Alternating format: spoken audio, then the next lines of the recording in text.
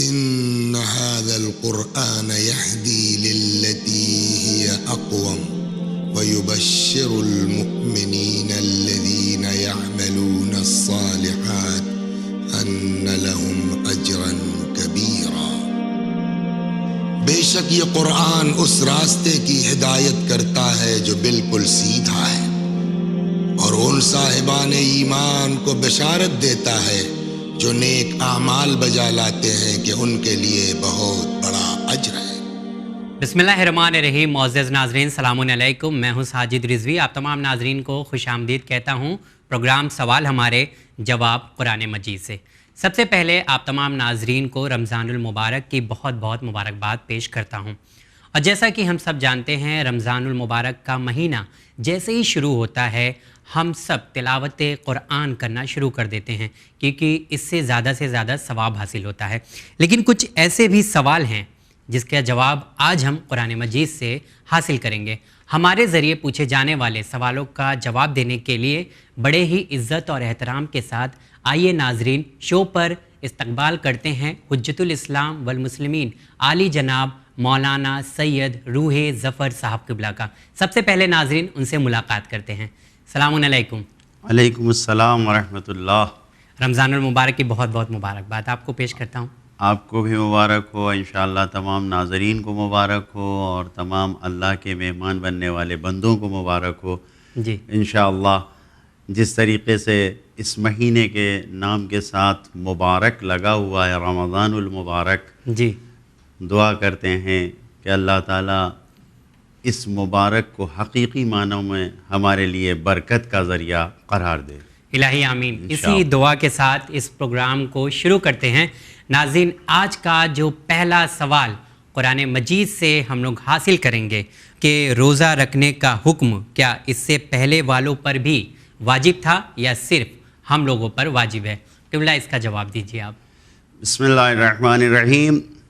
ماہ مبارک ہے اور اس کو ماہ قرآن بھی کہا جاتا ہے، قرآن مجید کا مہینہ بھی ہے یہ جی لہذا سب سے پہلے تو جب قرآن سے ہی جواب دینا ہے تو قرآن مجید کو اپنے ہاتھوں میں رکھ لیں، اٹھا لیں جی اور جس طریقے سے قرآن مجید سے جواب چاہیے تو ان آیتوں کو اگر ہم خود بھی دیکھتے رہیں اور پڑھتے رہیں تو بہت اچھا ہے، شاید تھوڑا سکون اور ملے گا۔ جی چنانچہ جو قرآن مجید سے ان آیتوں کو ہمیں جواب دینا ہے، سورہ بقرہ جو قرآن مجید کا دوسرا سورہ ہے اور اس کی 183 نمبر آیت، اس میں ہمیں جو حکم دیا گیا ہے، بسم اللہ الرحمن الرحیم، یا ایھا الذین آمنوا کتب علیکم الصیام کما کتب علی الذین من قبلکم لعلکم تتقون۔ جو سوال ہے کہ روزہ کیا ہمارے ہی اوپر واجب قرار دیا گیا ہے یا ہم سے پہلے کی امتوں پہ بھی تھا، تو خود آیہ شریفہ میں اس بات کا ذکر کیا گیا ہے کہ روزہ ہم سے پہلے ہی واجب قرار دیا گیا ہے۔ تاریخ بشریت میں جناب آدم کے آنے کے ساتھ ساتھ ہی روزے کا آغاز ہو چکا تھا، یعنی اگر روزے کی پیدائش دیکھا جائے کہ روزے کی ڈیٹ آف برتھ کیا ہے، جی ہاں، تو یہی کہا جائے گا کہ جب سے جناب آدم کا وجود ہے اس وقت سے روزے کا وجود ہے۔ اچھا، اور یہ مکمل طریقے سے تاریخ میں موجود ہے۔ اس کا جو حوالہ دیا گیا ہے، چنانچہ خود مرحوم علامہ طبرسی نے، جو بہت ہی عظیم عالم ہے اور مفسر ہیں قرآن مجید، جو عالم اسلام میں آپ کی تفسیر مشہور ہے، وہ فرماتے ہیں کہ انبیاء کے درمیان اور ان کی امت کے درمیان جناب آدم سے لے کے آج تک روزہ جاری و ساری ہے۔ اور اس کے بعد انہوں نے لکھا ہے کہ مولا کائنات امیر المومنین نے فرمایا کہ روزہ ایک ایسی پرانی اور قدیمی عبادت ہے کہ ہر امت میں تھی، جس عبادت سے خدا نے کسی امت کو معاف نہیں کیا ہے، ہر امت میں موجود تھی۔ اور خود قرآن مجید کی اسی آیت کے ذیل میں کہ صاحبان ایمان سے یہی کہا گیا کہ تم بھی روزہ اسی طرح رکھو جس طریقے سے گزشتہ قوموں میں تھا۔ لہذا فرزند رسول حضرت امام محمد باقر علیہ السلام نے ارشاد فرمایا ہے کہ ماہ رمضان میں روزہ واجب تھا، اور یہ روزہ ماہ رمضان میں عجیب حدیث ہے ماہ رمضان میں خداوند عالم نے اپنے خاص بندے یعنی جو نبی تھے اس زمانے کے نبیوں پہ ماہ رمضان میں روزہ واجب کیا تھا، بقیہ مہینوں میں کچھ دنوں میں ان کی امتوں پہ واجب کیا تھا.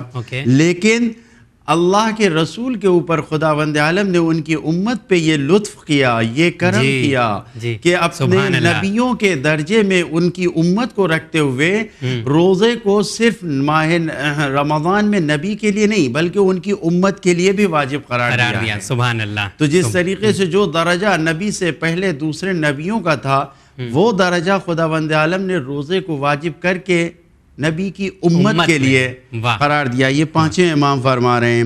لہذا خود تاریخ میں موجود ہے، جناب ابن عباس سے یہ روایت موجود ہے کہ کسی نے سوال کیا آپ سے روزے کے بارے میں کہ کیا روزہ پہلے بھی تھا، تو انہوں نے جواب یہی دیا کہ نبی کریم نے فرمایا کہ برترین اور بہترین روزہ رکھنے والے موجود تھے.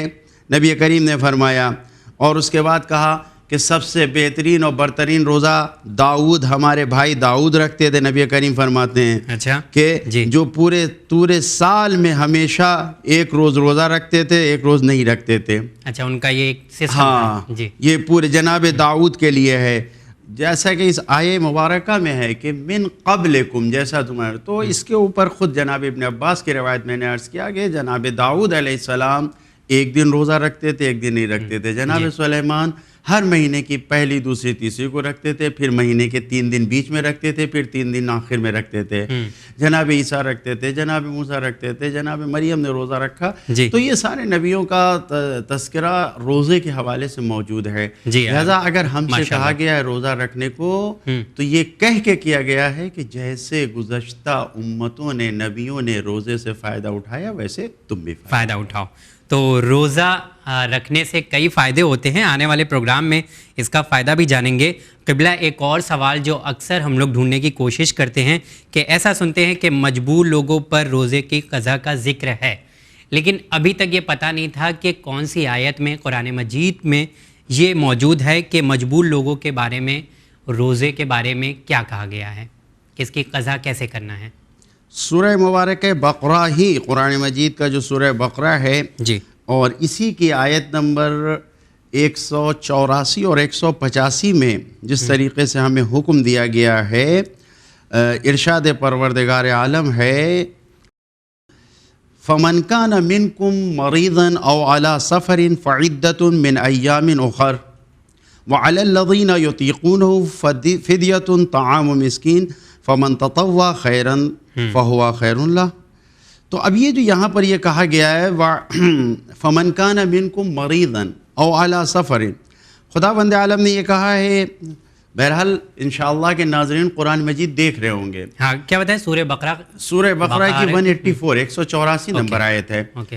تو جہاں پر یہ کہا گیا ہے کہ روزہ واجب قرار دیا گیا، تو اس کے بعد خداوند عالم یہ کہہ رہا ہے معین مدت، ٹھیک ہے، 30 دن روزہ واجب ہے ماہ مبارک میں امت نبی پہ.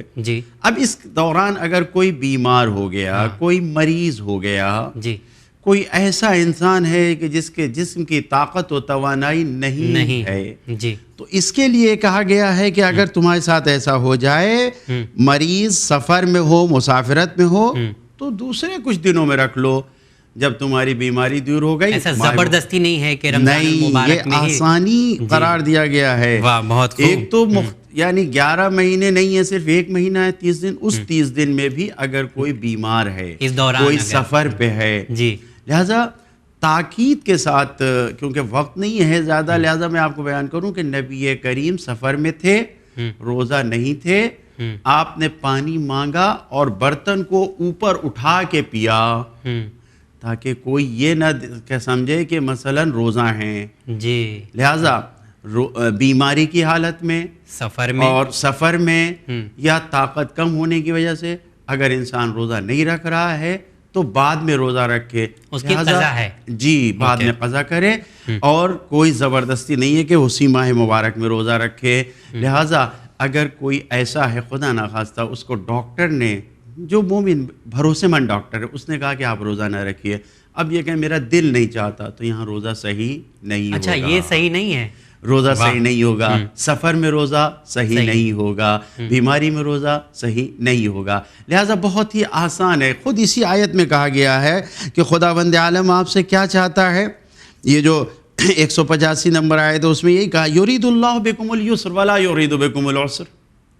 یعنی جہاں پر یہ کہا ہے کہ روزہ بعد میں رکھ لینا، وہاں پہ کہ یرید اللہ بکم اليسر، اللہ آپ سے آسانی چاہتا ہے، مشکلات نہیں چاہتا ہے. جی، کوئی جبر نہیں ہے، کوئی جبر نہیں ہے، کچھ نہیں ہے. لہٰذا اگر روزہ کسی بھی وجہ سے چھوٹ جاتا ہے تو بہت آسانی کے ساتھ انسان خداوند عالم اطاعت و فرما برداری چاہتا ہے، جو اس ماہ مبارک میں انشاءاللہ خلوص نیت کے ساتھ اپنی اطاعت و فرما برداری کو خدا کی بارگاہ میں تمام عبادتوں بخصوص روزے کے ذریعے پیش کر رہے ہیں. جی، اور ناظرین دیکھیں کتنی اچھی بات ہے. رمضان المبارک کے روزے واجب ہیں، لیکن کتنی آسانی ہے کہ اگر ہم سفر پہ جا رہے ہیں تو اللہ چاہتا ہے کہ آپ روزے نہ رکھیں. اگر آپ بیمار ہیں تو آپ کے ساتھ کوئی زور زبردستی نہیں ہے. آنے والے مہینے میں آپ پھر سے روزہ رکھ سکتے ہیں. اور آیتوں کا حوالہ بھی دیا قبلہ نے. قبلہ آپ کا بہت بہت شکریہ ادا کرتا ہوں، کیونکہ رمضان المبارک میں ہم تمام لوگ تلاوت قرآن زیادہ سے زیادہ کرتے ہیں. تو میں چاہتا ہوں اس پروگرام کو یہاں پہ ختم کریں، لیکن کچھ پیغام اگر آپ دے دیں آخر میں. پیغام بہرحال کیا دوں، لیکن خود خداوند عالم نے پیغام دیا ہے کہ اگر تم اس مہینے میں ایک آیت پڑھو تو وہ پورے قرآن کے برابر ہے. جی واہ. آج دنیا ہر چیز میں معاملہ کرتی ہے، اللہ ہم سے معاملہ کرنا چاہتا ہے، لہٰذا زیادہ سے زیادہ قرآن پڑھیں. جی بہت شکریہ قبلہ، آپ کا شکریہ ادا کرتا ہوں. انشاءاللہ امید کرتا ہوں کہ اگلے ایپیسوڈ میں پھر آپ ملاقات کریں گے ہمارے ناظرین سے. جی تو جی ہاں ناظرین، اسی کے ساتھ کہ 2 سوال آج کے ایپیسوڈ میں کیے گئے تھے. پہلا سوال یہ تھا کہ روزہ کیا صرف امت نبی پر واجب ہے یا اس سے پہلے کی قوم پر بھی واجب تھا؟